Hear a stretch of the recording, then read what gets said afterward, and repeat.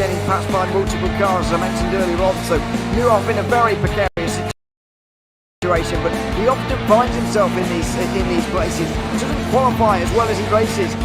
Up front, they are getting with Lee Aberdeen and Luca Varani, not very far apart at all here. But I just want to see how Alistair Haig deals with Marcello Kessler coming around the old hairpin.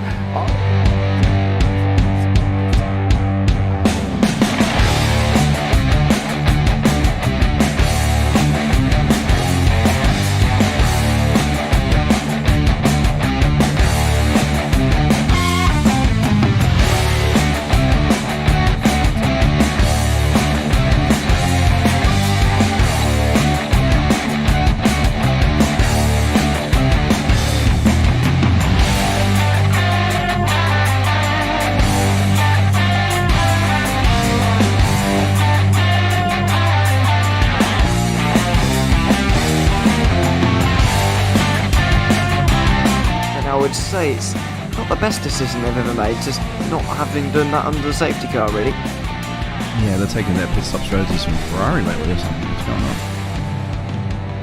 going on? In turn one, just too much gas on them, too much feet on the loud pedal, and unfortunately he's dropped all the way down the order. But Philip Hammer is out in front by an 8.91 seconds.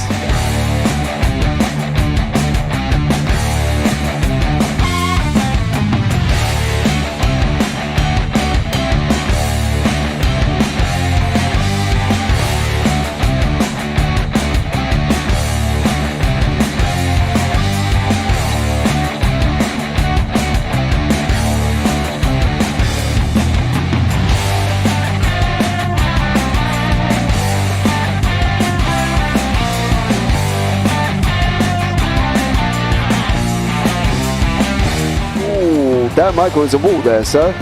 And it definitely doesn't want to be hitting that earlier on as well. Difficult, the understeer is in the dirty air through that final corner because it's such a long corner and you get dragged off into the grass very easily. He'll have the slipstream down towards the chicane. Peterson was briefly alongside, but that slipstream has saved him and kept him in third. Yeah, Varani now lost a little bit of time to Aberdeen, about half a second. Peterson is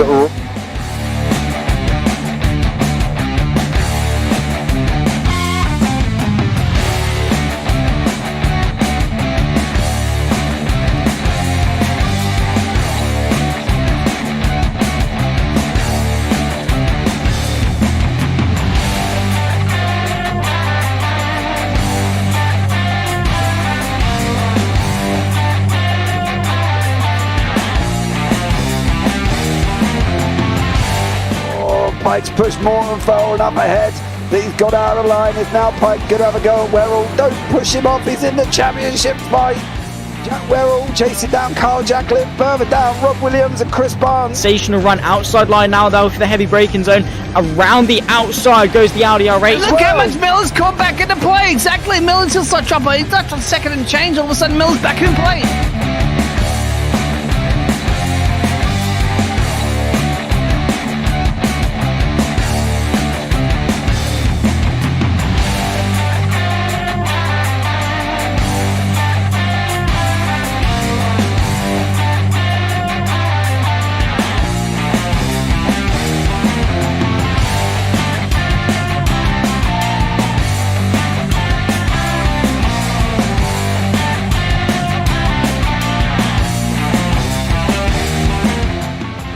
Moving on to the back end of Phil Jocelyn. So there's been a lot of movers and shakers in this first 2 laps here for race. Absolutely serious racing league. Everybody's allowed to have fun. Yeah, it's all about the entertainment. So I hope everybody is enjoying themselves out there in the chat. We know that Ron is been enjoying himself watching. The Burger King machine's off into the grass a little bit there. Is that really bunching up now?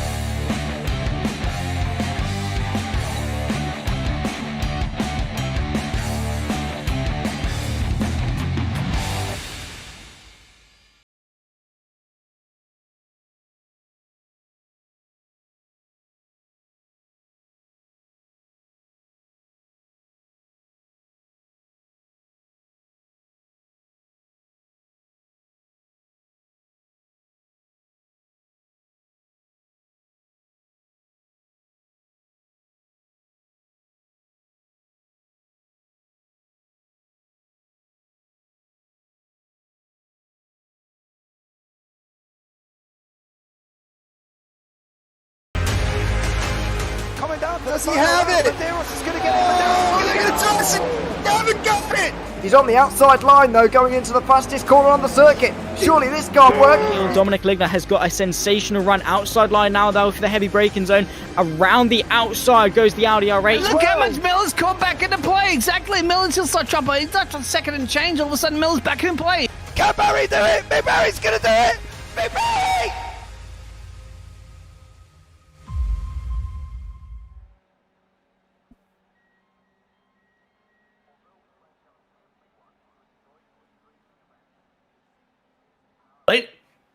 Ladies and gentlemen, good morning, good afternoon, good evening, depending on where you're at in the world. I greet you from round 3 of the iFormula League Season 7 F3 Series here live at Circuit de Barcelona, Catalonia, a classic Formula circuit, home of many, many good Spanish Grand Prix, and hoping to bring you another good Spanish Grand Prix on this Sunday. Of course, my name is Bradley Dalton, and I am joined by the lovely, amazing James Parfitt here on the JP Broadcasting Network to bring you this wonderful race. We're looking at 33 laps here around, and let's take a look here at qualifying because we just have a couple minutes left to go. And currently, the leader in the series and the Pro Series, Christian Glamsteeder, sits in P2, surprisingly, James. Good afternoon to you. Good afternoon, dear sir. Yeah, it's very interesting. We did the Super Formulas here last night.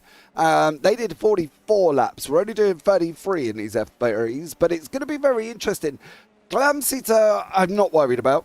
I know Christian from another series that we will be on, funny enough, later on from the IGP F3. And he does really well. So I'm not overly worried about where he is. I'm not really worried about Tyler Nelson at the top. I think he's just had an absolutely great qualifying, to be fair. But there isn't any really standouts that haven't actually done what they should be doing. Do you know what I mean? We've got Pro and AMs here. AMs are represented by the 0 at the beginning of the number, the Pros without the 0. So Adrian Cullisy probably could be a little bit further up, mate. But apart from that, I'm not overly worried about this. This is going to be an epic one.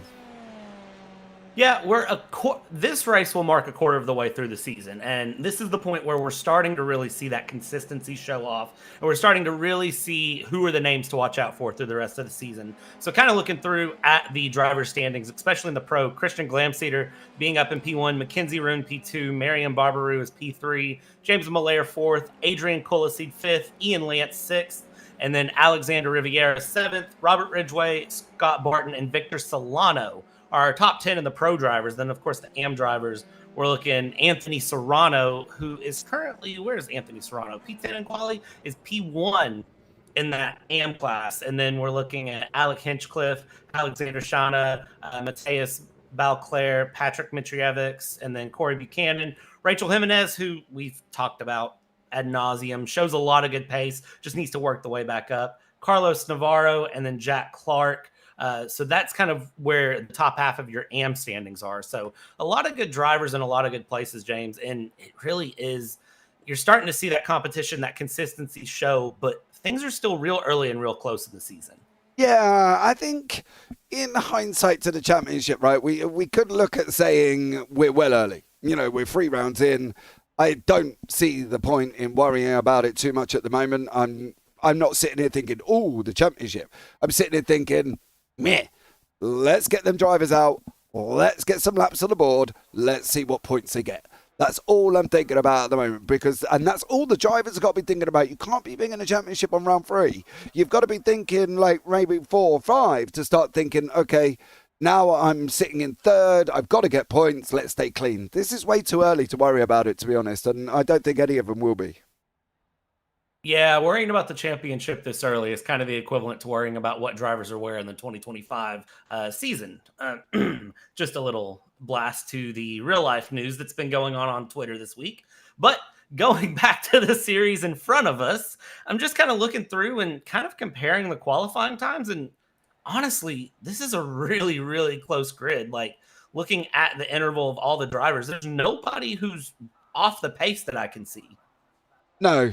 I think it's going to be really, I think we've got a good pro-am split, and I think that's the thing at the moment. We're just waiting for the results, people to finish off their last little bits of their quali that they've just got over, and we'll bring you up the results. But I think the pro-am split is really nice here, and it allows the AMs to go fighting for something. Because not when you're, when you're not on the pace in general, Brad, you don't want to be sitting at the back of the field and you've got nothing to fight for. It's just pointless. It's like going to a donut shop and there's one donut, but there's 20 people queuing for it. You ain't going to get it, so why stand there and queue? It's pointless. Yeah, nobody wants to be in the back of the field just to be in the back of the field. And no. It's really nice to see just how mixed this pro and am split is. Like, if it wasn't for the numbers, there's moments where I don't know that I could tell the difference because the cars are very similar and very competitive. All the drivers are. We see some of the pros that are a little bit further down the field. We see some of the AMs that are a little bit further up. And it's a nice, healthy variance through. Of course, now we go into this 5-minute warm-up session where the drivers are going to kind of set things up. They're going to relax and get going here. And this is just intended to just let them loosen up and relax before 33 laps. And it's a good setup because it allows them to just if they had any issues in quali or they have any questions about how their car is going to feel on a full set of fuel, they can kind of answer that right now. Yeah, warm-ups. Warm-ups are always important. I think at the end of the day, I've never done a warm-up. I use this time to go and get a drink. I go and chill out. I, potter around. I sit in my chair. I might just look at some random videos on TikTok or social media or other platforms are available, bar just TikTok, mind you. We're not paid or sponsored by them in any shape or form. Just wanted to get that out there before anybody accuses me of something. Well, you got to make sure, Brad. You know what I mean? Like when you mention something, you have to go. Other brands are available. So look, there are other social media platforms, but I just sit and chill. I think if I haven't worked out between the hour and 15 minutes of practice, the 10 minutes of quali or 15 minutes of quali or 25 these guys have had, and then I got to go out for a warm-up, it seems a lot of, I don't know, a lot of things that could just start going through your head. So I just sit, chill and breathe, I think. Yeah, it's a good decision on that note. Usually what I do is I'll just do an out lap, just a nice, slow, relaxed out lap, and I'll practice a pit stop. I will work on getting into the pits and landing the pits. That's where I tend to see most drivers struggle is their pit stops. And that is, I think if you're going to practice something, probably practice hitting your marks in your pit stall, because that is something that a lot of drivers can tend to struggle with.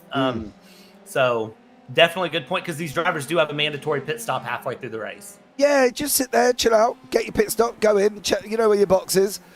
Then go to the end of the pit lane, start your starting procedure. Make sure you can nail that as you get away, because you don't want to light the tyres up and not actually go anywhere, because that's just kind of pointless. It's like the green light, traffic light, and then you slamming it in reverse. You just don't go anywhere. So I think they've just got to make sure that they're all ready, set up. They know where they're going on the pit box. They know how to get this car off the start. Drop the clutch, off you go. Wait for it to grab up. That's it. I think they just got to, chill out after that. Yeah, I think they'll be okay here. We've got just a couple minutes left to go. We can see Christian Glamseeder, who did that out and into the pit cycle, and now is just going to relax the rest of the way through. Jeremy Dome here is going around and looks like just having a nice little Sunday morning, Sunday afternoon cruise here. Oh yeah, he wants to make sure that he's avoiding the curbs and the dirt. I think that's the problem. 4 wheels off the circuit there, unfortunately, for Jeremy. So not a good look. They could use this time to test where the off tracks are, but I think generally most of these people should know that they know where they are. Do you know what I mean? And I think that's the thing. You could sit here and be like, right, I know if I go too far, there's one out there, and then if I hit the brakes and I take too much of this inside line, I know there's also one out there as well. There's an off track on the right-hand side. More on the inside of this curb. I want to make sure I don't cut that. Get my tyre in here to make sure I bury that as well. So there's a lot of off tracks there that can be taken, and whether or not they're going to be testing them, well, different matter really, isn't it? Yeah, and looking at off tracks, I mean, especially after having, the hour of practice, the 25 minutes of quali, you need to be really comfortable. And I'm sure these drivers have practiced through the week too, because they've known this track is coming. So if you have any issues with this track at this point, it's a little too late to try to iron that out and figure that out, because at this point you need to be comfortable. You need to be pretty consistent. You need to have an idea where you're at. You shouldn't be rolling into the race session not much of an idea where you're at on pace, what your problem corners are going to be. You need to be in here and ready to go at this point. 30 seconds left to go and warm up, James. Yeah, that's the thing. I think a lot of these guys aren't silly, right? These are like, they've been around the block a bit. You know what I mean? They've all done F3 before. They're all rolling around and everything else. And I don't think we need to worry. They've, as I say, they've got the T-shirt. They just need to make sure that they don't do anything silly. New drivers, though, that's the problem. We've got a lot of new drivers from where we had last season. So again, that could be the only problem, is knowing who to race, who not to race, and who's going to race cleanly, and who might give you a little bit of a shoulder hip check just for the sake of it. Yeah, and that's going to be the one to find out. I don't think it's necessarily who to race, who not to race. Race everyone around you. Move your way up the field regardless of what you are. So looking at our starting grid here, Tyler Nelson up in P1, Christian Glamsitter in P2, James Malaire in third, and Alex Riviera bringing up the second row. Scott Barton and Robert Ridgway, third row there. Marion Barbaroux and Ian Lance will run the fourth row. Adrian Colaseed and Anthony Serrano, and then Victor Solano and Alexander Shanna. So that is going to be our first 6 rows of the grid. Rachel Jimenez there in the Lumos Esports car takes up P13. John Jeremy, P14. Alexander Cinco is going to be P15. Mateus Balcar is P16. Jack Clark and Jeremy Dome will take up the next row. Hans Juker and Carlos Navarro will be the next row. Patrick Mitrovic and Alex Hinchcliffe will be in 21st and 22nd place, respectively. And I don't think Alex Hinchcliffe is actually running based on what he said, but the drivers are all kind of settling in. Everybody's getting ready to go. We're gridding up, and it is going to be 5 red lights coming for these F3 cars here. 5 red lights. The green is out, and we are going to be underway here with a start. And somebody stalled out in the back, but up in the front, it is Tyler Nelson against Christian Glamsitter with a great getaway here from Tyler Nelson trying to go through. They're going to be 3 wide. Everybody kind of jockeying for position here into this tricky turn 1. It's a hard break and a right into a left. And as we go through, Tyler Nelson gets away a little slidey there, and Christian Glamsitter over a sausage curb. Big hit there. And he's going to fall back, spin in the background there. I'm not sure who that is, but as we go around, Christian Glamsitter, how is your car still together? That sausage curb wanted you for breakfast, lunch, and dinner, and we continue to battle here. That's the number 23 that we see in the middle of Marion Barbaroux. Robert Ridgway going around. Somebody's going off the track into the gravel, and as we come around here into the downhill left-hander, we're hitting the middle part of the circuit, and everybody, for the most part, settling down. Robert Ridgway trying to hold on to position here, but up in the lead, it's still Tyler Nelson, and Christian Glamsitter is finding his way back into P3 somehow, James. Yeah, I'm wondering how he's still got his wing, because the sausage curbs are there for a reason, and they're basically, we saw this in the Super Formula yesterday. When you go off that track, you need to go, ideally you should go to the right, to the left. That's why they're positioned like that. They're almost a chicane, just to slow you down so you don't fly your car. And Christian Glamsitter there thought he was in a DeLorean in Back to the Future and took it up in the air. It was literally insane. I will say one thing as well. Anthony Serrano is off the track. The car that we spin in further on was the 3rd place man in the championship, Marion Barbaroux. He is currently now down in 13th. John Jamie has had incidents. Patrick Mitrovic and Hans Juncker have also come together at some point. So a lot going on in the early laps here, and we're on lap 2 already.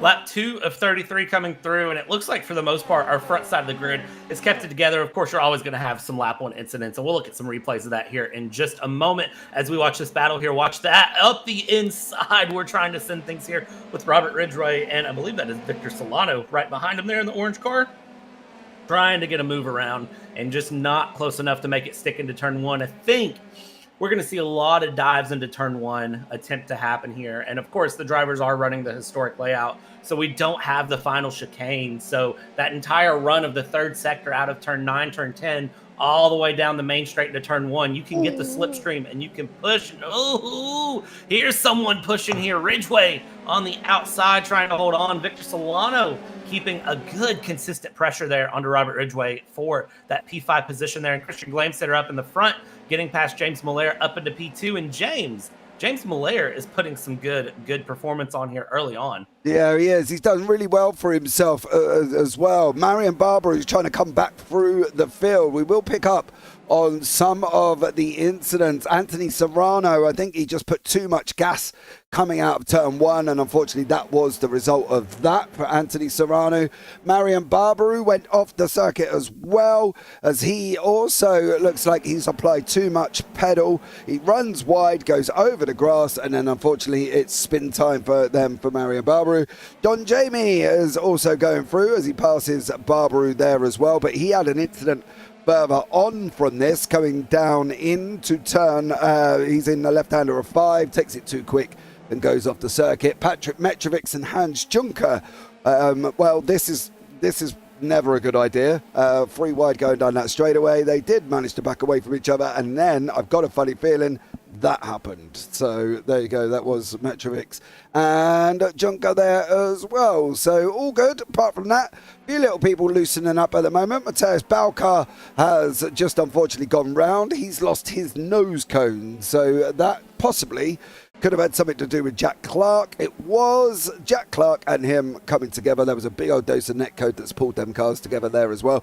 Just you can tell that by the way that they entranced into the corner. Both of them now nose cone light here at the moment, but it's all going off still and great action. Yep, as we pick back up here with Alexander Riviera, who is up in the front in that P4, getting in that front edge of the train. And you can see we've got a long train all the way back down to Anthony Colaseed, who is just settling and hanging out there. And here we go with Colaseed kind of holding on and sitting in the back. So the good thing about these F3 cars, very, very close pack racing. I know me and you talked about it before the race, James. The F3 cars, especially here in the iFormula League, they like to stick together in packs. And especially with this long straight and the run from turn 9, turn 10, all the way around just down to turn 1, these cars are going to stick in packs and keep each other very, very close. So you can see the lap times are very competitive. None of the drivers are really out of pace. I mean, we even have drivers that are faster than the cars ahead, and you can see people thinking about dives down into turn 1. That's Ian Lance that was thinking about a dive up the inside on Shanna and trying to make a move. The teammates there who are just looking back and forth, and that's kind of opening things up for Colaseed to look.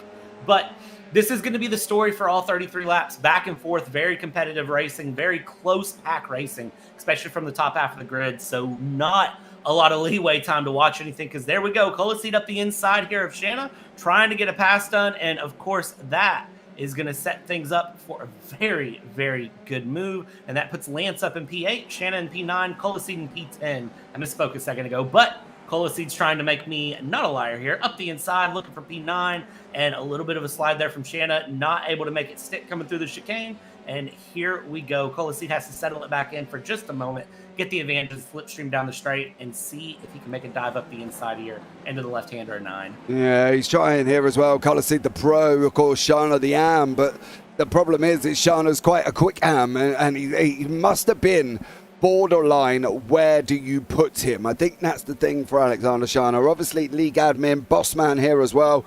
So, you know, I think it must have been tough for him to put himself in the AMs, especially when he's got pace there as well. And he's keeping the pro of Colaseed in front of him, which is quite interesting, as we see Glamseater just set the fastest lap of the race on a 1:33.22. Victor Solano's getting very close currently at the moment as he's going running down into turn 1 as we go on to the front left there, as we are facing the car in front. Obviously front right if you're looking at Solano's car. He's trying to get up and climb onto the back of Robert Ridgway, but that's always going to be difficult. Ridgway is a quick driver. As I say, I do know him from another series as well, and he's always been quick. Colaseed now still trying battling with Shanna. These guys are one of the closest battles on the track at the moment, dear sir. Yeah, Colaseed and Shanna really just giving us a good performance through. They're keeping each other very honest, just back and forth. The gap is closing, opening, ebbing and flowing, and it really goes to show just how well these F3 cars truly perform. And even though it is an AM and a pro battling, I mean, you couldn't tell if you didn't know. Like I said earlier in the stream, if I didn't know that there were pro and AMs, I would just assume these guys are racing for points here, because it's a good run all the way through, and they are back and forth the whole time. The gap opens a little bit, it closes a little bit. At some point, Colaseed is going to get the run and try to get around Shanna here. It's just a matter of where and how does he do it. I think that's always the thing as well, is, as we've been told numerous amounts of times, one thing catching, another thing passing, and it's always the same, because when you get close, there's dirty air, it ripples over the wings, it causes the car behind to have great problems. Colossea might get close, and then unfortunately he can't make the overtake from there as well. One man that is trying to make the overtake at the moment is Solano, with Ridgway trying to defend like an absolute trooper here as well. He's trying his absolute hardest, looking over the right shoulder of Solano at the moment as he's chasing down Robert Ridgway. He's another man, I think, for Solano. He's got to make his way start coming through the field. It's going to be very interesting to see what he does here, I think, as well. But I think it's a hard one, because you've got all pros in front of him, Brad, and that's going to be the problem, because they're all going to be very similar on pace. Yeah, it's similar all the way up and down the field, but it really is going to be a little bit of a snap there from Solano trying to hold on to it. But Victor Solano, very, very good car control there, and wearing that number 1. And as I say it, a little bit more sausage curve. But you can see that just in front there, Robert Ridgway, who is doing very similar things and just running slightly off. That middle sector is proving to be tricky for all these drivers. So I'll be surprised if we don't see something come up near the end of the race there, or any sort of incidents happen. Victor Solano holding on to the back of Robert Ridgway. And I do want to point out something, because this is something that's always impressed me, is Victor Solano tries to take a dive up the inside, has the overspeed on corner entry, can't get it for corner exit. And now as they exit out onto the main straight, he's going to just slip back behind in the slipstream. But look at how just raw this car is. Like, if you think of a modern Formula car, you have all the knobs, all the dials, all the buttons. This car literally, from what I can see over the right shoulder here of Victor Solano, I see a pit limiter button, and every time he's turned, I haven't seen another button. So these cars are truly a driver's car. There's some things there to help you, but really the cool thing about these F3 cars, it's all about your pace. It's all about your knowledge behind the wheel to be able to get that pass done. Can you get close enough to the car ahead to try to make a dive up the inside? Are you going to be a little bit later on the brakes? What can you do as a driver to make the difference? Go faster. That's it. There isn't a lot you could do. Maybe adjust the brake bias to see if you can get more rotation on the front so you don't hold them so tight. Try and get the turn in by moving it to the back. Other than that, there's not a lot else you can do. And the problem is, it's like a draft train in F1, one after the other. And this is what we've got up front. And I give you the reason why. 133.66 for Nelson. Then you got 133.48, 133.71, 133.67, 134 at Robert Ridgway. 01, 134.01 for Solano. They're all very similar. There's nothing between, right the way down to Anthony Serrano, who's doing a 134.2. There's still not a lot. We talk about half seconds, we talk about seconds, and they're not very long. It's literally, there you go, that's your second done. So I think at the end of the day, when you're fighting in this pack and you're very close to the cars in front, it's very difficult to start moving up. As Glamsey is finding, he's getting close, he's getting 2 temps, 3 temps, and then he ain't going anywhere. Yeah, I think Christian Glamsitter here is probably going to think of some pit stop strategy at this point. You're stuck behind that car. You can't get any traction on Tyler Nelson. So what's your next opportunity to really see a pass? Pit stops. And we saw that last week in Hungary. So I really do think Christian Glamsitter, if he's going to get the pass for P1, it's going to have to be with a little bit of help from an overcut or undercut. Now, which one he wants is up to him. I am not the one to say which one's better. I think you've got to find where you're going to get the most clean air, and that's the problem. It's finding where the clean air is. But Nelson, he's in a prime spot because he can dictate where he can go. He can dictate if he goes in early. He can dictate if he goes in late. And that's the thing. And I think for him, he's just got to be able to pick a bit and say, right, I'm going to go here. This is where I'm going to go. And that's what he's got to look at doing. Barbaru as well been allowed through from Colossea. Of course, the man third in the championship. Colossea, you saw to the right-hand side there, just clearly let him through. So Barbaru now is going after Shana, Pro-Am battle, but Barbaru again has got pace for days. Shana in the AMs has got pace, but he's also showing the same pace as the pros. So could be very difficult for Barbaru to move forward from here onwards, I think. Yeah, Barbaroo is going to have a challenge here, but having your teammate behind you to help a little bit is also nice. But if he can't get that pass done, I wonder if they switch back. Like, I do wonder if maybe there's a little bit of team discussion here, but Barbaroo seems to really have pace already on the back of Shauna here and showing a lot of pressure into turn 1 and turn 2, getting a good setup going. Can he get a run up the inside here into the long right-hander of 3? And it does look like he's there. He's got a wheel. He's side by side, and as they come out of 3, it does look like he has the pass done, and Barbaroo up into that P9 position. So Barbaroo using some good pace there.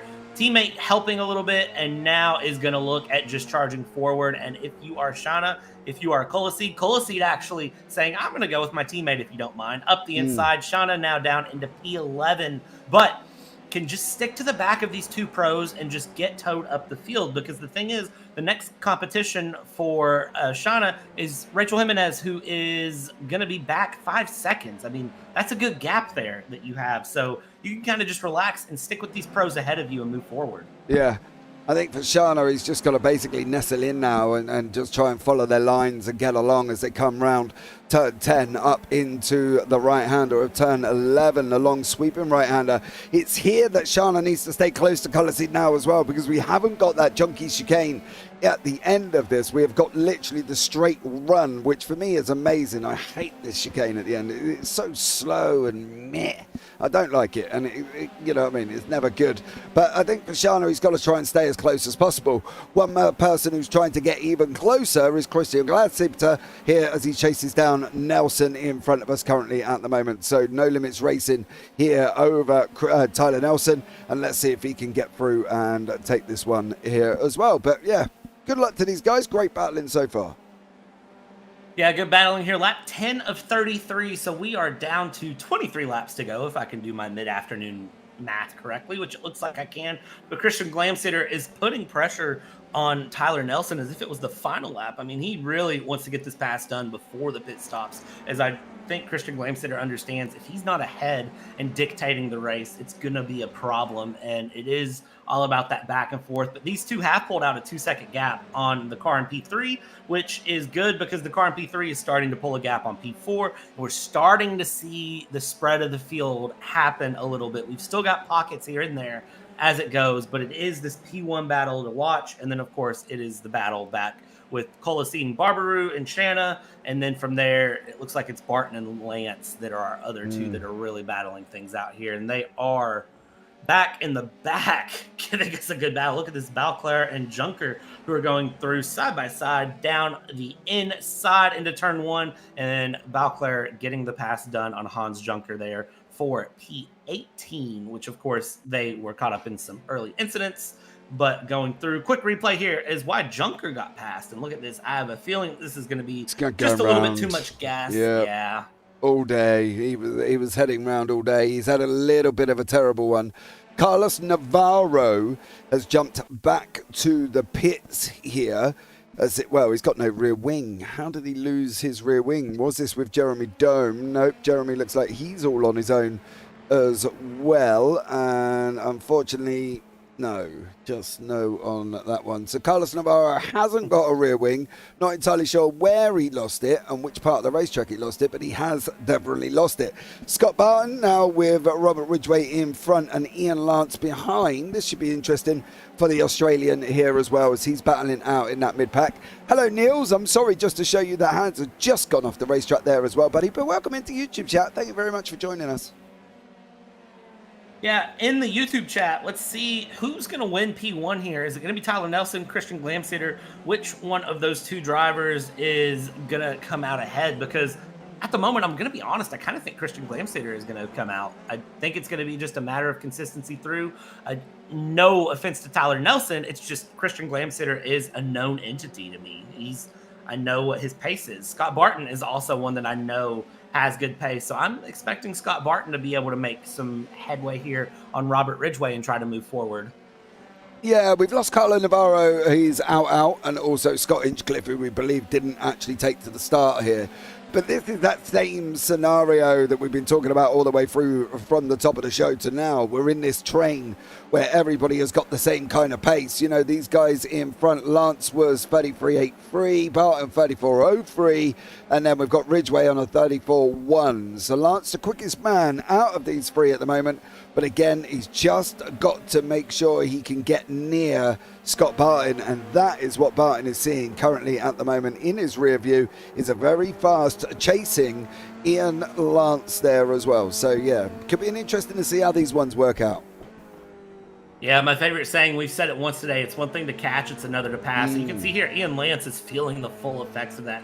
I mean, he's right there, and you can see him, he's swerving, he's looking left, he's looking right. He's trying to find somewhere to send it down into the corner and get it past them, but it's so hard because all these cars and all these drivers are so evenly matched, and you don't have the help of DRS, you don't have a push-to-pass button. There's nothing in these F3 cars that can give you that little extra something to get past. So for Scott Barton, it is just a case of hold position and don't make a mistake. But, you know, we've seen several spins through and several drivers with just, it seems like random traction issues, just not asking the tires to do what the tires want to do, putting a little too much into it. And it looks like that was Hans. Clark.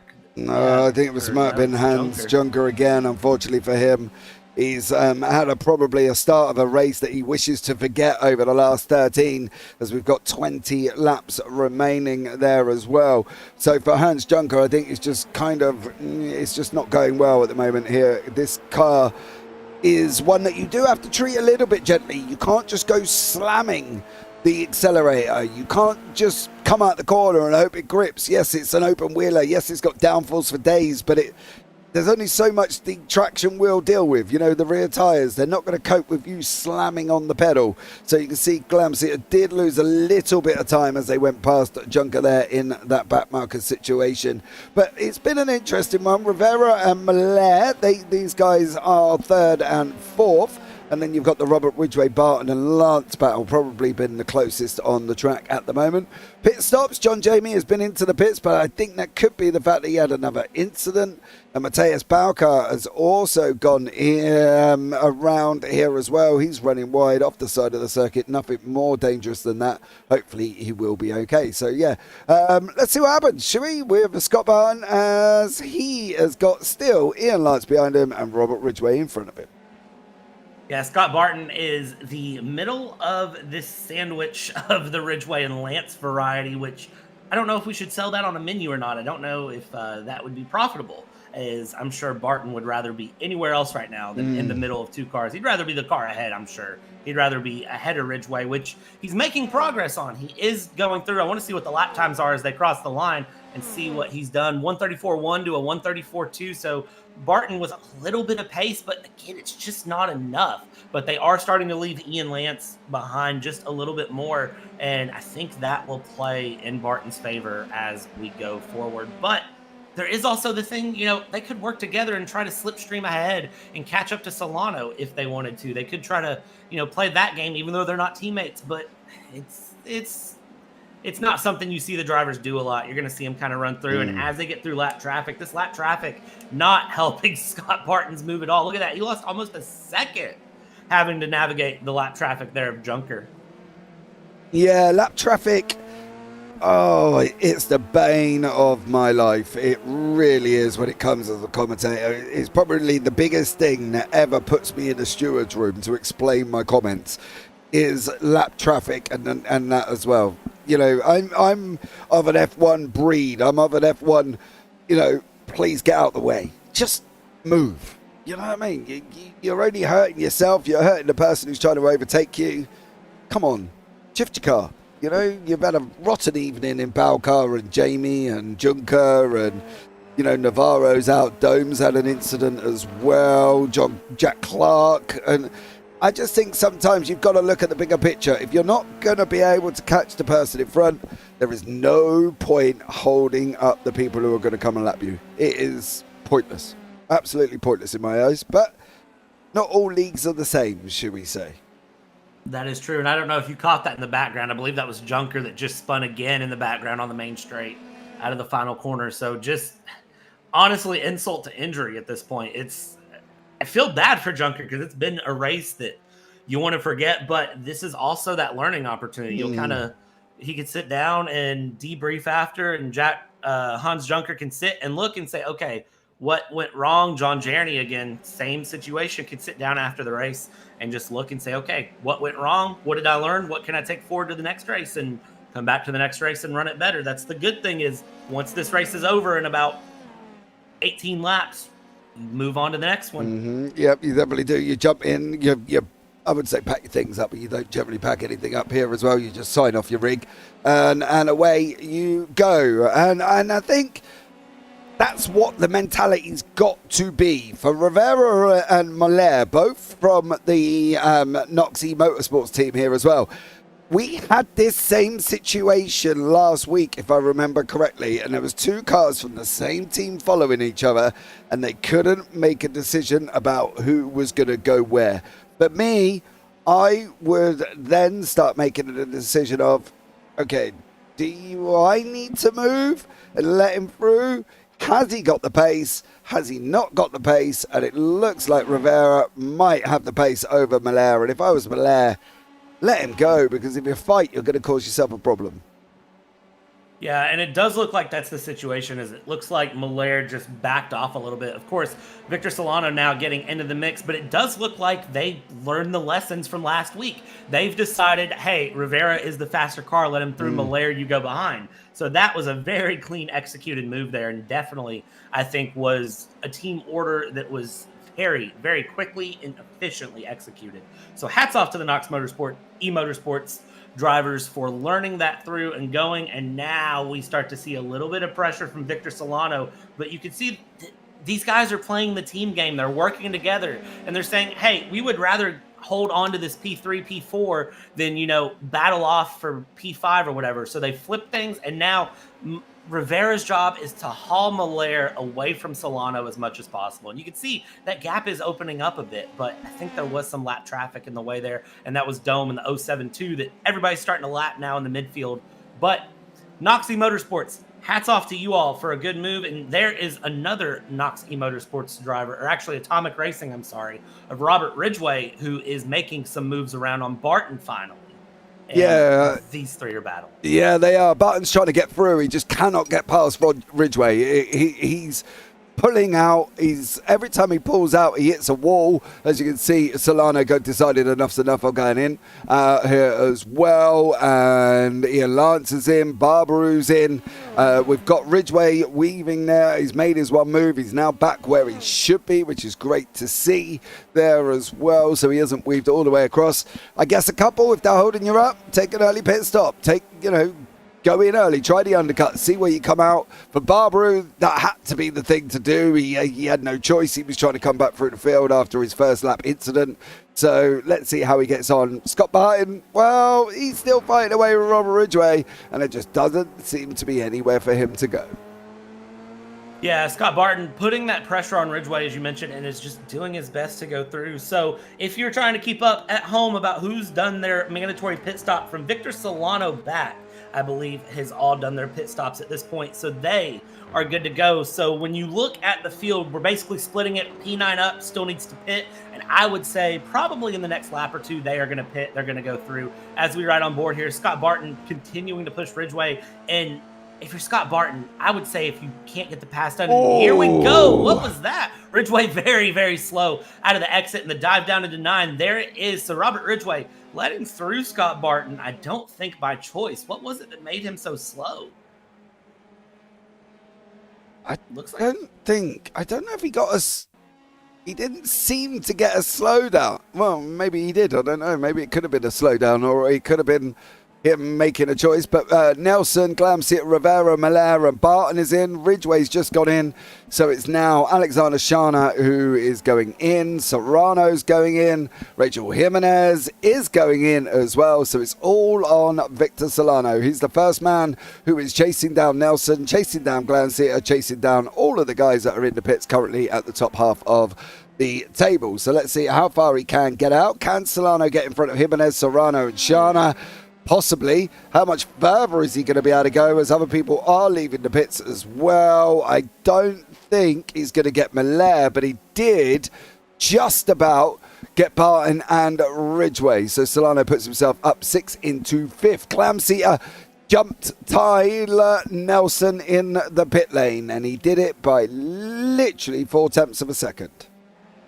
Amazing move there for Glamseater to set it up. I have to wonder whether he got a little bit less fuel, what it was that made him jump that gap through. And also keep your eyes on Solano still, because here's the thing, Solano has tires that are warmed up by a lap, so I still think he can get past James Miller here if he can get the pass. He's that close, and as we see, Miller still trying to warm up the tires a little bit, needs to be a little bit careful, a little bit cautious as we go through. So Victor Solano with the warm tires up the inside here into the chicane in the middle of the track, and holds on to it. Oh boy, still side by side as they come around. And here we go, Victor Solano trying to put pressure on the exit of 8. And as we run down, you see a bit of swerving going on there. The two pros battling it out. And here we go, outside Solano, inside Miller. Miller is in a good spot and holds on to it. Possibly long corner here, and it's going to lead outside to the inside. And I do think Solano has the pass.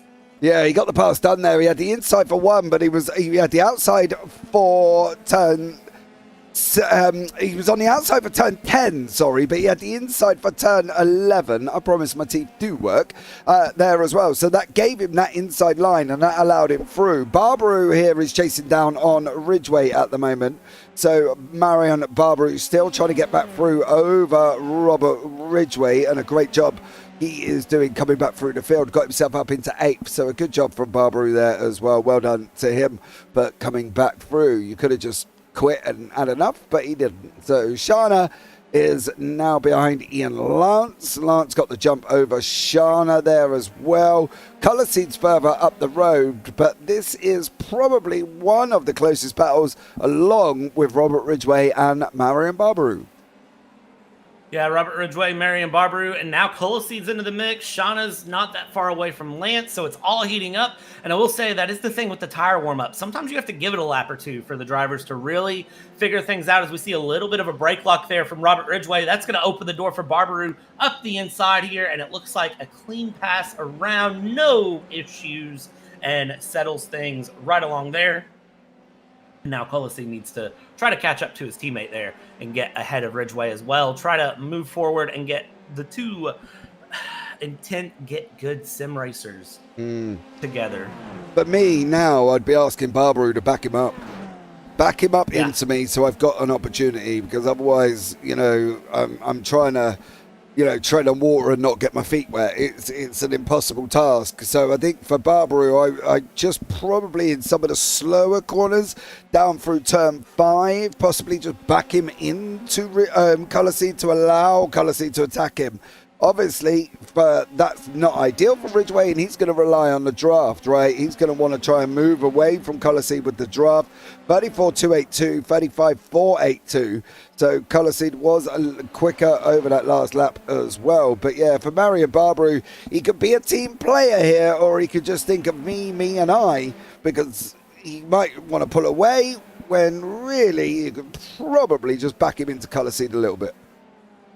Yeah, and 13 laps to go, so still plenty of time to kind of play that strategy. And I'll say that Ridgway is not a driver that doesn't have pace. Ridgway is very comfortable around this track from what I can see. So that is another thing to consider, is if Barbaru does help Coloseed there and back him up, can Ridgway reverse that and get the pass done and get back up into P7? There's risk-reward options here that the drivers are going to have to consider and the team will have to consider, and somebody has to make the decision somewhere, and it could just be to hold position. You never know with these drivers what their mindset is. Yeah, I think one of the things for me would be trying to get him past him. He's got to try and get him past him. That gives Barbaru, they're going to make contact. Oh, Coloseed, get your elbows out there as well as they're coming around turn 10. Ridgway's going to have the inside for 5 in the 17 and the blue and black number 17 machine. They are swapping backwards and forwards. Ridgway again with the outside line. Coloseed's going to have the long outside line going around the final corner, and he does make it through. Now the question is, can he hold on, and did he get enough gap over Ridgway? It looks like he did, and I've got a funny feeling this could be done by the time, done and dusted, I should say, by the time they get down into turn 1, unless Ridgway's going to go and have a big old dive. He tried to put Coloseed off. Coloseed said, nope, thank you very much. I'm not that silly. And off he goes again. So, yeah, great job from them two. Battling away nice and clean. No full dramas to talk about. And Solano now has got Malaire tucked up right behind him. And that is the number 4 car there as well. And that's Patrick Metrovic's a back marker. Probably could have made that a lit. No, you're making it even more difficult now as well. Never mind. I just can't. I can't. Me and you have had countless conversations about blue flags and passing and everything else. So I already know your stance on that. I'm not even going to ask. I'm not going to ask you to say it. But I'll tell you what that did do, what Metrovics did. He really, really helped out Malaire's cause there to get through. And I'll tell you what's really not helping anyone right now is this battle with Ridgeway and Coliseed. I mean, they are just not done. And it's opened up Ian Lanson in the mix now as well. So we're closing everything back up. And also, I want to point out, it's 9/10 of a second, the pace difference between our P1 and P2 driver while we watch this battle in the midfield. Christian Glamsitter was 9/10 of a second faster the last lap than Tyler Nelson. So Christian Glamsitter was really, really sitting on his hands. He's really, really quick. And I think that's the problem here as well. What's going to be happening here, Ian Lance is just going to take the outside line over Adrian Colourseed here. And Solano is hanging on by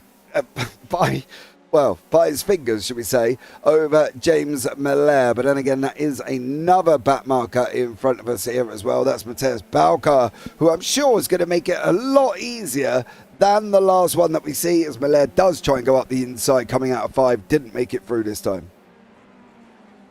Yeah, didn't make it through this time, but I don't think this is the end of this by far. I think we've got plenty more time to battle here with 11 laps to go. It'll be 10 when they cross the line here in about half a lap's time.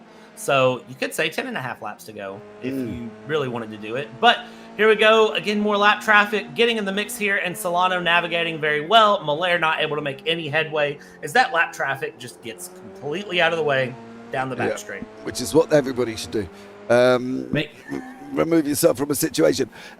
Drew, show us the new Junker team livery. Okay, well, Hans unfortunately is in the pits. I presume Matthias Balcar is also from the Junker Racing team, I believe. They do have to update their names, but there's the livery, very bright and beautiful. Must be honest, do love a good bright car, and that's the way it looks. I would show you Hans, but he's been in the pits for the last 9 minutes, and he's still sat there, unfortunately for Hans Junker. So I think he's used his fast repair, and now, unfortunately, is now in the pits. As Solano is going side by side with Malaire around turn 1. Out of 2 they come, round to 3. Malaire does make it on the inside there as well. So great action between these two, and Malaire and Solano. I got a funny feeling here, Brad, this is not the only time they're going to swap positions. Yeah, no, this battle's going to go back and forth to the end of the race. So this is going to be the battle to watch, I think, through to the end here. As we see, Malaire is ahead of Solano, but Solano is not that far off. I mean, if he really wanted to get a little light on the brakes, pull a Danny Rick and set it up the inside. But Solano is going to pick and choose the battle. And I will say they've left Scott Barton high and dry back in the background. 2.5 seconds, almost 3 seconds the gap. I mean, they left that through. Another battle to probably watch is going to be Ridgeway, Barbaroo, and Lance, as that battle has closed itself back up again in the background. They're not too far off, but Solano and Barton, of course, this is the battle for Solano and Malaire, misspoke there. It's the battle for P4, so one step off the podium, but still good points and a good run and a good win in your book if you can get up into that P4 spot. And for these guys, this is just a battle for P7, and they are still battling like it's the race lead. That's the thing I love about these drivers here in the iFormula League, is they will battle like it's for the race win, regardless of what position it is. Well, at the end of the day, every position is a points gained position. I think that's the thing, especially when you're in the pros like you are here. Barbaroo is under attack. We have got Lance right behind us. Lance has just pulled out and said, thank you very much. I'm going to try and have this going down into turn 1. That's the number 4 car of Metrovics. I'm hoping he does a lot better job than what he did the first time. Well, we'll give you 50% of the job on that one. Trying to come back on there as well. Another person who ignored the fact that the sausage curbs are there for you to take as a chicane when you go off the side of the circuit. But hey, We won't go into details. I could be here for a while. Ian Lance still chasing down on Robert Ridgway there, Brad. Yeah, Ian Lance, Robert Ridgway, this battle is just not going to give up anytime soon through to the end, and we're 9 laps to go now, so it really is, you have to wonder what is Ian Lance thinking of here? Is there a little bit of thought in the background of back off, relax, just hang out, or is this a push, go, get the pass done, and then defend it? Honestly, I'm the mindset as a driver that sometimes I'm just okay sitting back. I'm okay hanging out for a bit and just existing. Because the thing is, if you do that and the guy in front makes a mistake, well, you've got a free, easy position. And something has happened with Scott Barton. As Scott Barton is now out, I see on the timing screens, but I didn't see exactly what happened to Scott Barton there. Oh, he has. Being in Australia, I thought I had bad pigeon internet, right? And I've got a funny feeling this is what happened to him last week as well, is he was just disappeared off the face of the earth and his internet's gone. And I'm wondering if that is the same scenario, because he is out here.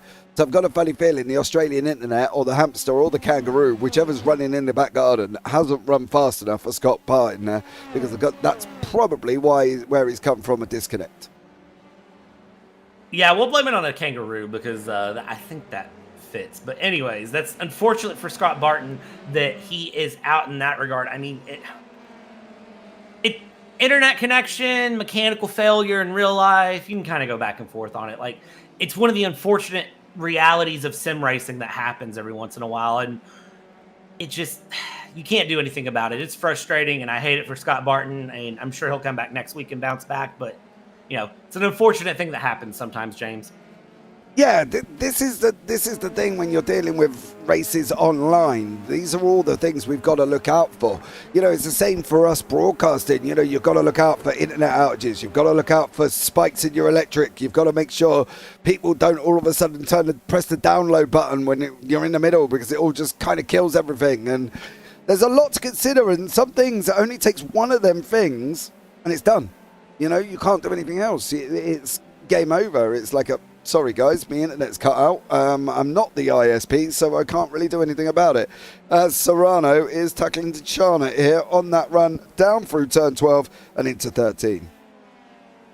Yeah, Serrano here up the inside of Shana. We were watching Colaseed there, and Colaseed had a big slide out of 8, but was able to hold on to it and goes through and holds on. I mean, there's so many battles on the track right now, and you look at the timing screen, you see the gaps here going near the end of the race, and you kind of say, well, what do you mean, Brad? There's lots of battles. Well, Serrano and Shana are going. Lance, Barbaru, and Ridgway are battling. We still have the battle for the win, I think, that's going to start closing up, as I think Tyler Nelson is going to start pushing Christian Glamsitter here and try to start closing that gap, even though the gap is almost 4 seconds now.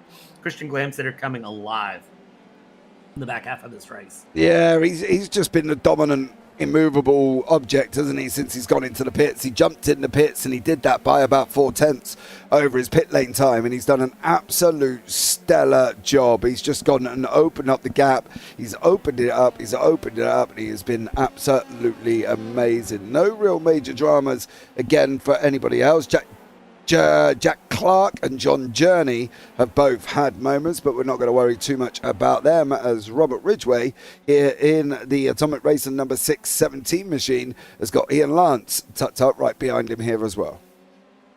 Ian Lance tucked up behind him, tucked up the inside, gonna try to go the long way around here. Maybe a switchback if Ian Lance can get close enough and get the speed to make it happen, but not close enough at that point. But look at that, just, you could pit like nothing between them. It's so back and forth, and I absolutely love it here as we see Ridgway going around, and Lance gets off onto the gravel, 2 wheels onto the gravel, and what does that do? That closes the gap behind a Barbaru, and it opens up the door up front, so Ridgway can breathe a little bit easier now, but Barbaru is going to be really looking for a battle. Looks the inside, goes back to the outside. It's going to be outside turn 1, inside turn 2. Can he close this up before turn 3? He can't. They're side by side here, and Barbaru not able to get the pass because Ian Lance, with some strong defensive driving there through 2 and 3, is able to hold on, but Barbaru still with a little bit more speed. I mean, he's trying it, but Ian Lance showing some good pace here on the back end of this race. Yeah, Lance just gave him a little hip check there as well, just to say, hey, I'm still here. So he gave him a little bit of a hip check to say, I'm still here and this is where I'm at and you're not going to be able to get through. So Barbarou's got to now work out, okay, so Ian Lance can defend, right? I've got that opportunity. He can defend. I can't get through. So where else am I going to have a go? They're coming through the top part of the circuit at turn 9 on that run down into the left-hander of 10. Can Barbarou get the run down from there? He's not. His next option would be staying as close as possible, coming out of 11 and 12, trying to get the run out the final corner. That's what he's got to do at the moment. Whether or not he can, we'll see how it goes. Welcome in Stuart Pearson there as well. Is there no British drivers here? There isn't. It's American, Norwegian, Romanian and European and Canada and Australia, but no good old-fashioned UK drivers here as well. Next one, though, the IGP a little bit later on there, buddy. We've got lots of English drivers in there for you. Yeah, it's kind of impressive there's no English drivers considering we're running open wheel formulas, but I digress. I like American drivers. It's always fun to see Americans get behind some open wheel formulas and send it through. Oh, he's got it too deep. Man, he's trying. You have to give him credit for the effort at least, right? Like, I mean, he is trying to send it through. He's not getting close enough to get the pass done. Yeah, he's just not there. He gets into that dirty air and then the car just doesn't want to do what Barbarou needs it to do. He needs it to stop. He needs it to be able to eject in. He needs it to be able to do that. And he just can't do it here at the moment. He gets within a certain amount of space. No. The car says not happening. So for Barbarou, he's got to keep trying to fight here as well. Solano over Miller. This is where we're at right in time as Solano is going to try. James Mallory tries to cut back. He's going to have the outside now for turn 11. Mallory with the inside of 11 there as well. And now this is going to be a straight out drag race here as well. So there you go. And Tom Connell, kind of UK-Irish. UK-ish. I'm seeing more from the north side of America here, buddy. I've got to be honest, as these guys are side-by-side, Brad. Yep, these guys going side by side through, and you can see here Victor Solano trying to get the run here on James Miller, trying to get this done before turn 1, and he's close. And look at that with James Miller taking the deep dive into turn 1. Here we go around turn 2, and Solano is in the lead. James Miller, though, has the inside for 3, still side by side. These guys have been side by side for 2/3 of a lap now as we hit outside of 3 here. We're going down towards the dreaded turn 4 for me. I hate this turn. I always have issues with it. But as we go through, switch back around. It's the outside for Miller. Miller has to slot back in as he runs it wide. And there we go, Victor Solano, with just a handful of laps to go. You are going to settle into P4, 5.6 seconds to the car ahead. So his only job is to keep Miller behind for the rest of this race. Sounds easy, right? When you say it like that. He's just got to keep it behind. Yep, not a problem. Well, could well be. Serrano and Shana. This is a battle down in the AMS. This is for first place in the AMS here at the moment. The AMS are represented by the fact that they've got zeros in front of his name, okay, as well. So 045013. These are 2 AMS going at it here as well. Rachel Jimenez. That's the name that we haven't seen for most of the afternoon, though, Brad. And she's just been pottering around on her own, I think, for most of it here as well. Unfortunately for Rachel there, not much going on in front, not much going on behind her. But let's see if Serrano can clear Shana and take that AM win. I'm going to say if you're Rachel Jimenez, you probably just don't want the commentators to say your name. You want that just nice, relaxed, consistent race. You don't want any issues. No drama, nothing crazy to go on. You just want to go out, run your own race. You've got 10 seconds behind, 9 seconds ahead. Just nice and relaxed and go. Now for Serrano and Shana, they are all the action, though, here at the lead of the AMs. They are trying to settle this out with 3 laps to go here. Serrano, you can see, has good pace, but Shana is just really doing well in the curves, I think. And Serrano Serrano's fighting it, doing his best, but it's one thing to catch, it's another to pass, and he's putting all the moves in the book out to try to get this pass done. Yeah, Adrian Colossi looks like he's just had a moment and entered into the pit lane. I'm wondering if he was right near the pit lane at the moment he had that incident. Is he going to hit that curb? Oh, no, he's going to go round and spin into it. right in front of it. Stay. Oh, I did there. Full lock for Agent Colourseed, unfortunately. And now we've got Solano, who's still got Malaire tucked up as we're coming over the line. The leader, Glamseat, is just about to go over the line now. So we have only got 2 laps remaining here. 2 laps left to go here at Barcelona, and it's been an action-packed race all the way through here. 33 laps of good action that's been brought here, and I mean, I don't want it to end. Is that bad? No, not at all. Why would it be bad? It's just, it's never bad, is it, that we don't want it to race? But the thing is, it's got to. Somebody's got to come out in front, otherwise we're going to be here all day. As Malaire looking at going up the inside of Solano. And I don't think this is going to be done over the last 2 laps either, Brad. I've got a funny feeling this could be more backwards and forwards here. This is going to swap a couple more times, I feel. I agree with you wholeheartedly on that. James Malaire finding his way up into 4th place and now needs to keep Solano behind. And again, I can say it, and it's like, oh, it's easy. Just keep Solano behind, go through. But it's another thing to do that, as we know Solano has tons of pace. Looking back a little bit further, too, Lance is trying to put some pressure on Ridgeway here, not that far off in that battle for P6. And Barbaru is trying to get up into 7th. I mean, that battle, 6th, 7th, 8th, has been back and forth. Now, I will say, with Shauna and Serrano, I think that battle has probably worked itself out there. Serrano now 1.3, 1.4 back on Shauna. So I think that battle for the AM win might have figured itself out here near the end. But you could see Malaire a little bit swerving there, trying to keep Solano behind and break the draft. Move out, move back. I think that was okay. Yeah, I think as long as he's made the one move, I think that's fine. It's like when we get into the 2s and 3s, that's when it really annoys me, when he's like my nan weaving a jumper. He's going across the track that often here as well. It looks like Alexander Cinco has had a nice unfortunate incident. So Ian Lance there as well is still involved in this one as well. But it's a great battling so far. Yeah, this battle here for P6, 7, and 8 as we cross around to the line, and we're getting ready to wrap things up here with these 33 laps. I believe we're on lap 32 of 33. My fault. I thought we were starting lap 33. The leader's been around to start lap 32 and is going through, it looks like turn 5, turn 6 area. So, but these guys still have 2 laps to go, and they know that. The commentator here, I'm just confused like I'm at the Rolex. It's okay. But Ian Lance putting pressure on Ridgeway to try to finish things out here and get that move up into P6, James. He's trying, but he's not really getting there at the moment. You know what I mean? He's not really making it through, unfortunately. Jack Clark's had another incident. Oh, Rachel Jimenez. What have you been up to? She comes into turn 1 here as well from the Lumos E Motorsports. You're going to go around there way too quick. Asking way too much out of the tires there. There was never a chance I was going to go stop. But however, did manage to hold 3rd in class, so that's always good. The Christian Glamseer, like he's anybody else but me, is coming over the line and just starting the final lap now.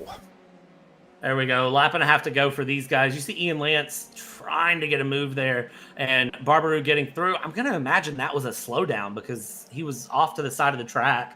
Moved over. I'm going to guess that's a slowdown for track limits. But for Ian Lance, now needs to battle it back into P7. Victor Solano there in P5, still trying to find 4th place back. His white flag is out here. We're 1 lap to go after they cross the line, and it is just domination from Christian Glamseed. And you see here, Ridgeway trying to break the slipstream behind, over, back, relaxed here.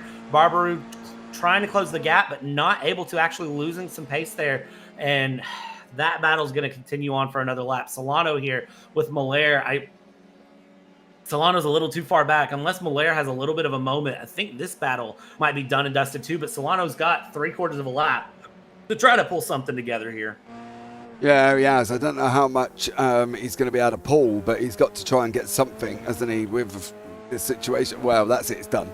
That one incident where he just literally put the power down and a big old lockup is probably all she wrote, unless something desperately happens to James Malaire and he causes himself a big load of drama. But at the moment, I've got a funny feeling that is it for them here currently as well. Christian Glamseer 10 seconds out in front. No, all done and dusted here, Brad. Great win from him. Yeah, Christian Glamsitter, we haven't had to talk about a lot except for the front half of the race after the pit stops. A dominating run. You could see just the light, relaxed swerves. He wins by a 10-second lead here in round 3 here in Barcelona. And Tyler Nelson is going to have a little bit to get over the line here. Comes around just now crossing the line. Here is your P3, Alexander Riviera. And now James Miller, Victor Solano. Victor Solano trying so hard to get past James Miller, and in the end, not able to. This battle here between Barbaroo and Ridgway is going to run all the way to the line, though, and it is going to be Ridgway who wins out against Barbaroo. And then, of course, Shauna will come across in P8. Ian Lance down into P9 somewhere. I don't know what happened to Ian Lance, but Ian Lance losing a bit of pace there at the very end. Yeah, I think this could have something to do with it. He got caught up on that one. That shouldn't have really caused him any major issues, but it kind of did for Ian Lance. And then I can't really see anything else that possibly could have caused him a problem. So, yeah, great racing from these guys overall. Very quick 33 laps, and it went really, really fast. So, and Alexander Sinko is going to come over the line as well here.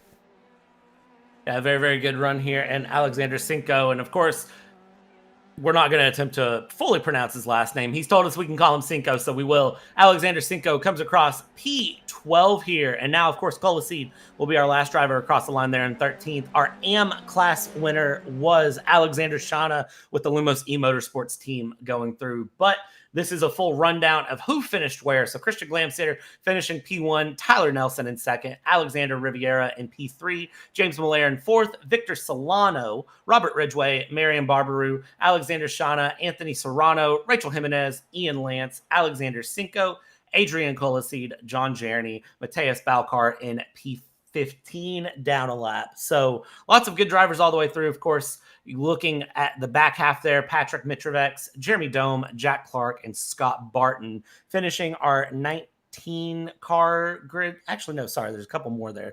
Hans Junker, Carlos Navarro, and then, of course, Alec Hinchcliffe, who did not take the race start. So some drivers having days they want to forget, but if you are Christian Glamsitter and if you are Alexander Shauna, you've had a very, very good Sunday afternoon. Yeah, I think Glamseater just kind of dominated it and said, thank you very much. Tyler Nelson took pole, couldn't quite finish it off and take the victory. But again, I think at the end of the day, he's done a great job there as well. So all in all, I think, everybody can be happy. There were gaps at it by the end, but there was always battles throughout this. And I think that's the thing. There were always battles. And that at the end of the day was probably the best bit about it, where they did manage to still fight here as well. Drew Harmroff, Cinco 4th in class, he says there as well. Robert Lance and Barbaroo are a nice group, says Tony Jimenez, who I will see a little bit later on as well. But there's a couple of interviews there for you. Alexander Shauna and Alexander Rivera. Who would you like first, young Brad? Yeah, let's bring in Alexander Rivera, the Noxie Motorsports driver. Finished P3 there in the pro class. So Alexander Rivera, good afternoon to you, my friend. How are you doing on this wonderful afternoon? I'm not doing too bad. Got another podium, so I can't complain. How you guys doing? We're doing good. Thank you for asking. So, Alexander Rivera, very, very good driver here. Kind of talk me through your race a little bit, because it seems like you just had a pretty consistent, comfortable day. It didn't seem like you had too much drama, too many issues here at Barcelona. It seemed like it was just very much run your race and go. Yeah, I mean that's basically how it was. This was a fuel race, and we were striving hard to get that 17th lap in the first stint. So both James and I were fuel saving like crazy, and props to James because he gave me quite a good tow, helped me fuel save, and once I hit my number, I tried to hop in front of him and give him the draft. But yeah, I mean that's it. We basically just ran our own races out there today. So, you and James working on the team game there. I know that's something that Ooh. Right. team game for you all. So the teammate game became a big problem, or a big solution for you all here in Barcelona, it sounds like. Yeah, absolutely. And I think you could probably even see it with the top two, with Timothy and Christian, how they were. I think Christian was sitting in the draft of Timothy for that whole first stint. Yeah, we were trying everything to get that fuel number. It was a little tough out there. And then even at the end, that second stint, we were really close on fuel. Kind of talk me through how you prepped for this week. and kind of tell me what it was you did to really get ready for this race. Did you run a lot of practice? Was it a lot of, strategizing? What was your big goal coming into this race? To be honest, I think you may have gotten the wrong person here. Man, I was having wheel issues all week. So thankfully my wheel didn't disconnect or anything like that in this race, but I hopped on for the practice session an hour before the race, and that was the practice I got. Sounds like a plan. Alexander Riviera, your P3 overall winner here. And thank you for your time. And we look forward to seeing you on track next week at Circuit of the Americas. Yeah, thank you guys, and thank you to Knox and Lumos. Those guys, I mean, they keep me racing, and we keep getting the results. So thanks, guys. Awesome. Thank you. Looking forward here, James. Next driver we should bring out is, I believe we're going to go ahead and bring our overall race winner, Christian Glamseeder, in. Christian Glamseeder, overall race winner, had a lap one that was, or first half of the race that was a little bit more relaxed, and then second half of the race just opened up the pace. Kind of, how are you doing today? And tell me about what it was, the difference between the first and second half of the race. Yeah, it was a great race. First off, I had to fuel save. We are so tight on fuel in this race. So I was just sitting behind, fuel saving, relaxing, and second half I just had to go flat out immediately. Really happy I got ahead of Timothy out of the pits. Absolutely. And what was it that you did that kind of gave you that advantage in the pit stop? Was it like less fuel? What did you do to really make that difference, Christian? I think I stopped before him. I think it was. I think he had less fuel than me going into the pit, so he was chugging all the way down the pit. So I managed to get to my stop a little bit earlier, which meant I got a bit quicker getaway, just enough to be ahead of him. I got you. And then Christian, before I let you go, any shout outs that you want to give? I would like to shout out my team, No Limits in Racing. They've been helping me prep for every race so far this season. Awesome. And that is our race winner, Christian Glamseeder. And next week at COTA, we will see you there, my friend. All right. And then James, let's go ahead and grab Timothy Nelson. Timothy Nelson, of course, our P2 driver here overall in the pros. Timothy, tell me about your race there, because it seems like you had a very, very good and set first half of the race. And then the second half, it just didn't seem like you had the same pace. Yeah, so I guess we'll start off by saying good race to Christian. I didn't think I would be in his realm of speed. My teammate told me to keep my head up because I'm really good at this track, which it suits me. So I kind of just came in with just more of a fun weekend. Didn't put too much time into figuring out fuel strategy.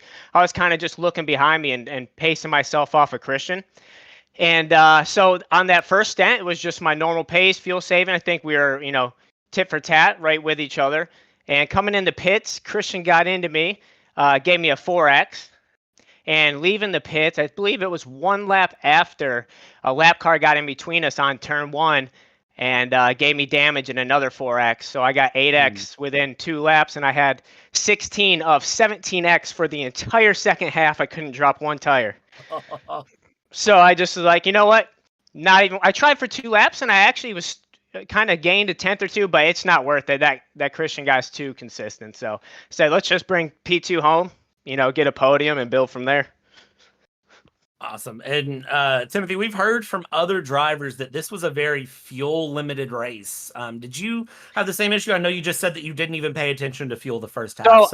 So I was paying attention, but I didn't know exactly if I was above. So I was pacing myself on Christian, and then I noticed, I'd say with like 4 or 5 to go, I was still 0.2 of a lap down. So I had to super fuel save them last 4 laps. I was cutting out of fuel in the pit. So when I came to my pit stop, if I would have missed it, I wouldn't even have been able.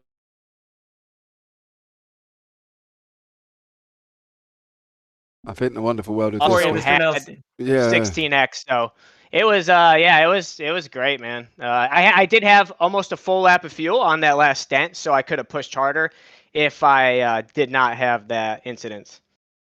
I'll tell you what, being able to pull out that P2 then in that situation, I mean, that's That's impressive. So kudos to you. Last thing for you. Anyone you want to shout out, anyone you want to thank, I will give the floor to you for just a moment. I guess honestly, it's really hard to find a good league and platform to kind of push yourself in this. So I just do this first one. Shout out to you guys at the broadcast and everybody, Alexander, that puts this league together. I mean, I know how much time goes into it, and we probably don't thank you guys enough. So just the ability to come test yourself against these other good guys that spend a lot of time during the weeks. That's what I'm looking for, just to grow as a driver in real life and sim. So. Yeah, thank you guys for putting this on. Awesome. Thank you, Timothy, and look forward to seeing you next week at COTA. Last but not least, James, let's bring in our winner in the AM class, Alexander Shana. Alexander Shana, hello and welcome in. Kind of talk me through your race, because you spent a lot of time battling back and forth and trying to just hold on to that lead. Yeah, we did a lot with the setup this week to just increase our top speed down the straights. We know it's difficult to pass in the low speed corners here, and the straights, just give you a good opportunity if you have the better speed. So I got a great start, and a couple cars spun, and they had, I think, a little bit more speed than me per lap, but they just couldn't get me down the straights, and I was able to defend, just enough to keep Serrano behind me. And then my teammate, Rachel, did a great job recovering. I think she got bumped in the first or second corner there. So she recovered and got a podium as well. So great job for Rachel. Yeah, kind of talk me through, because I've heard a lot of the drivers say this was fuel limited, and looking through, how do you manage fuel but also manage to hold your position as a driver? Where do you draw the line of, should I battle this driver? Do I need to look at the long strategy of the race? You just got to keep an eye, on the strategy. Run your race, keep in your lane, but just saving. I was coasting at the end of the straights a bit. I ended up coming into my box with, I don't think I probably could have started the car again for the first stint, and then second stint, we were good to just push it as hard as we could. And it made a huge difference being able to push that second stint, because Serrano was right behind me. But yeah, just, knowing that, these guys that are pushing behind you while you're saving, they're going to have to save later on. So you just keep that in your mind while you're running, and that helps you just focus on the grand prize of finishing the race at all. Because I know a lot of people ran out of fuel on the last couple laps. Yeah, and kind of looking, you spent a lot of time battling up there with the pros as well. Kind of talk me through, as an AM driver, what's sort of your position battling with the pros? What do you try to do when you're in that situation battling different class drivers? I'm trying to help out my teammate Ian. He's a pro, and all of our points together go toward the team championship. So helping Ian, I let Ian by fairly quickly when he got behind me. And then, I was hanging up Marion a little bit, not on purpose, but I was just kind of there, and I wasn't going to make it super easy for him to pass. But just letting Ian by, letting him get into some clean air and not have to worry about getting around me, that just helps out, I'm sure, tremendously. And then, like I said, just not making it super easy for these pros to pass me. It keeps them off of the backs of my teammates that are ahead of me, and then allows teammates behind me to catch up. Absolutely. And last but not least, anyone you want to thank, anyone you want to shout out, the floor is yours. Big shout out to the team. We were doing race calculations on fuel right before, so the Lumos guys and girls and the Knox guys, we were all kind of helping each other out there. You guys up in the booth always, putting on a good show. My admin team, Jacob, Frank, and John. It was great to see John out on track today. And then, of course, I always have to shout out to the wife, because she lets me do this every weekend, and while she's watching the two kids. So love her and thank her. And once again, thank you guys for putting on a great show. Always have to thank the wife for letting us do the crazy things we do. So we'll see you next week at COTA, friend. Yep, we'll see you. Ooh. Sorry, Brad, I moved you by mistake. that, I believe, is a very, very good run here in Season 3. And as I've told all the drivers, next week at COTA, it is going to be more action coming here from the iFormula League. So, on behalf of the wonderful James Parfitt, my name is Bradley Dalton, and hang out, come around, and we'll see you next week for the same thing.